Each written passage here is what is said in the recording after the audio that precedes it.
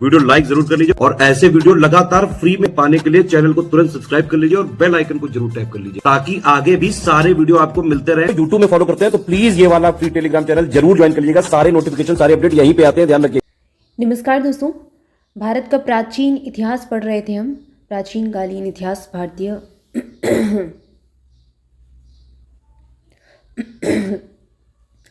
नमस्कार साथियों, भारत का हमने प्राचीन इतिहास पढ़ना स्टार्ट किया था और लास्ट वीडियो में हमने पढ़ा था इतिहास को 3 भागों में बांटा गया है, प्राग इतिहास, आदि इतिहास और ऐतिहासिक काल। सबसे पहले हम प्राग इतिहास पढ़ेंगे जिसमें हमें पाषाण काल पढ़ना है। अब पाषाण काल का भी वर्गीकरण किया गया है। एक तो होता है पुरा पाषाण काल, एक होता है मध्य पाषाण काल और एक होता है नव पाषाण काल। तो इसको भी हम अच्छे से पढ़ेंगे डिटेल में एक एक करके। तो सबसे पहले बात करते हैं पाषाण काल की। निम्न पूर्व पाषाण युग को उपकरणों के आधार पर 2 भागों में बांटा गया है। तो यहाँ निम्न पूर्व पाषाण युग की बात हो रही है और यहाँ उपकरण के आधार पर वर्गीकरण बताया जा रहा है कि इसको 2 भागों में बांटा गया है। ये 2 भाग कौन कौन से हैं? एक तो चॉपर चॉपिंग या फिर पेबल संस्कृति और दूसरा हो जाएगा एस्यूलियन संस्कृति या फिर इसको हैंड एक्स या फिर क्लीवर संस्कृति कहते हैं। आइए जानते हैं इसके बारे में। चॉपर चॉपिंग सर्वप्रथम सोहन नदी घाटी से प्राप्त हुए थे। ये उपकरण है चॉपर और चॉपिंग, ये सबसे पहले कहाँ से मिले? सोहर नदी घाटी से मिले, इसलिए इसको सोहन संस्कृति नाम दे दिया गया। इसके बाद वहीं पर एस्यूलियन संस्कृति को हैंड एक्स संस्कृति कहा जाता है। तो एस्यूलियन संस्कृति का एस्यूलियन संस्कृति, इसका नाम हैंड एक्स संस्कृति है। ये उपकरण है, ठीक है। उपकरण के आधार पर ही इनका नामकरण कर दिया गया। हैंड एक्स को 28 सितंबर 1864 को प्रोफेसर किंग ने मद्रास के बद्म दुरई और अतिपक्कम से प्राप्त किया था। चूंकि हैंड एक्स सबसे पहले मद्रास से मिला इसलिए इसे मद्रासी संस्कृति कहते हैं। प्रश्न कहाँ से पूछा जाता है ये देखिए।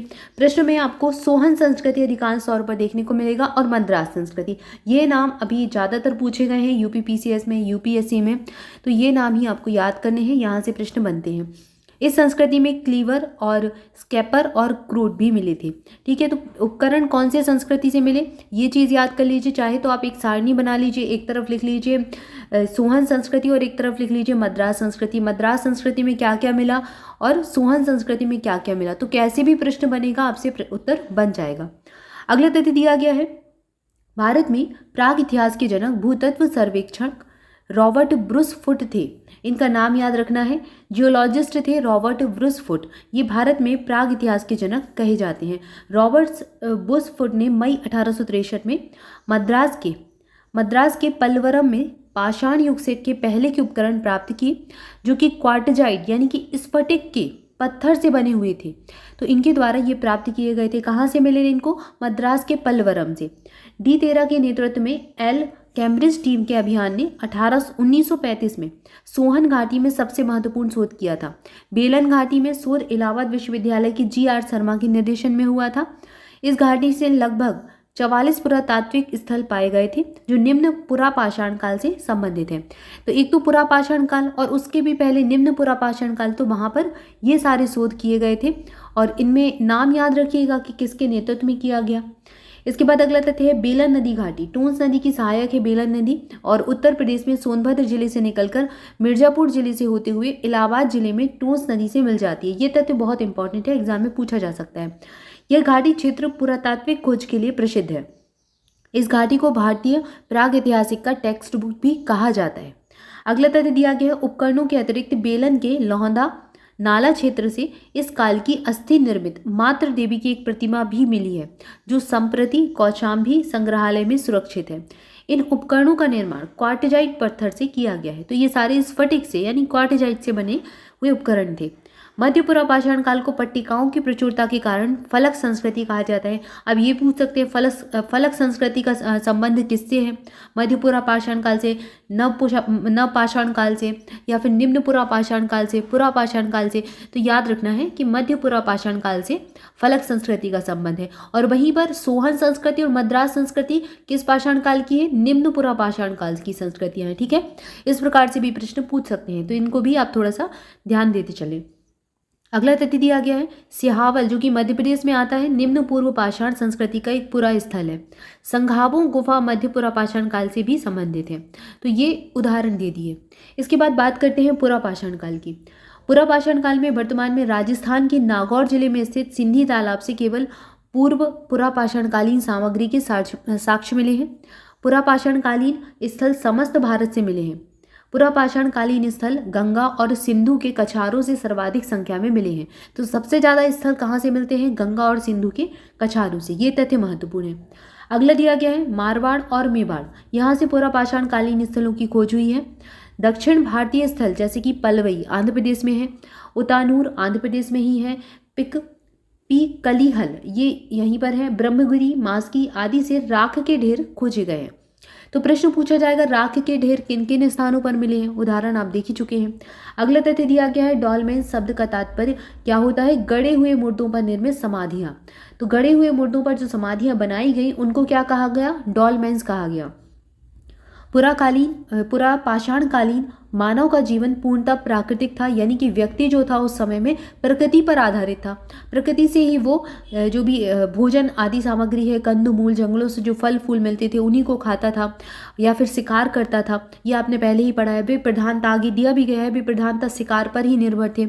उनका भोजन मांस और कंदमूल हुआ करता था।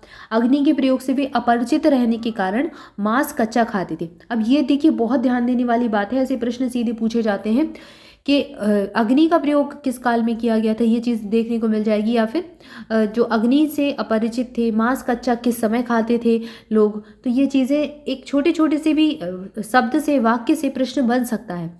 तो इम्पॉर्टेंट चीज़ें इनको बिल्कुल अच्छे से मार्क करते चले, बहुत इंपॉर्टेंट है। अग्नि के प्रयोग से इस समय पुरापाषाण काल में व्यक्ति अपरिचित था, अग्नि का प्रयोग करना नहीं जानता था, इसलिए मांस को ऐसे ही खा जाता था कच्चा। इस युग का मानव शिकारी था और खाद्य संग्राहक था।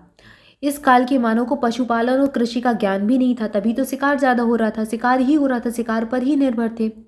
इस काल के तापमान में भारी कमी आई और महाराष्ट्र के नेवासा के निकट मध्य पुरापाषाण काल में उद्योग एवं ताश स्थलों के साक्ष्य मिले हैं। मध्य पुरापाषाण काल में क्वार्टजाइट पत्थरों के स्थान पर जैस्पर, चर्ट, फ्लिंट आदि पत्थर प्रयुक्त होने लगे थे। तो पहले क्वार्टजाइट से बन रहा था सामान, उपकरण जो भी मिले हैं, कुछ भी हथियार मिले हैं तो क्वार्टजाइट के मिले। उसके बाद क्या हुआ? मध्य पुरापाषाण। अब यहाँ मध्य पुरापाषाण काल की बात हो रही है, देखिएगा। तो यहाँ पर जैस्पर, चर्ट, फ्लिंट आदि पत्थर का यूज भी होने लगा था। इस समय उद्योग मुख्य रूप से शुल्क से बनी वस्तुओं का था, मतलब उद्योग मुख्यतः शुल्क से बनी वास्तुकारों का था। इस समय के मुख्य औजार फलक, बेधनी, छेदनी, खुरचनी ये सारे थे। फलकों की अधिकता के कारण इस काल को फलक संस्कृति कहा गया। तो फलक आधारित उपकरण जैसे हथियार बन रहे थे, तो फलक आधारित बेधनी, छेदनी, खुरचनी, तो इसके कारण ही इसको फलक संस्कृति का नाम दे दिया गया था। लेवाल्वा तकनीक के द्वारा बनाए गए फलक उपकरण मध्य प्लीस्टोसीन भूमध्य भूगर्भीय युग की विशेषता है। इसके बाद अगला तथ्य दिया गया है मानव जैसे कि प्राणी अर्थात ऐसे आरंभिक प्राणी जिनसे मानव का विकास हुआ है होमिनिड कहलाते हैं। ठीक है, होमोसेपियन तो आपने नाम पढ़ा ही है वैज्ञानिक, उसी से मिलता जुलता नाम है होमिनिड। भारतीय उपमहाद्वीप के हथनौरा स्थल से सर्वप्रथम होमिनिड जीवाश्म की खोज की गई है। हथनौरा का मानव सम जीवाश्म होमो इरेक्टस है। इसके बाद अगला तथ्य दिया गया है भारत में मानव का पहला प्रमाण मध्य प्रदेश के पश्चिमी नर्मदा क्षेत्र से मिला है। यह बहुत महत्वपूर्ण तथ्य है, यहाँ से प्रश्न पूछा जाता है। इसके बाद अगला तथ्य दिया गया, इसकी खोज की गई थी कहाँ पर? 1982 में। मध्य प्रदेश का नाम याद रखिए, मध्य प्रदेश से पहला प्रमाण मिला था पश्चिमी नर्मदा क्षेत्र से। इसके बाद अगला तथ्य दिया गया है अतिरम्पक्कम तमिलनाडु में है। यहाँ से पुरापाषाण कालीन स्थल पर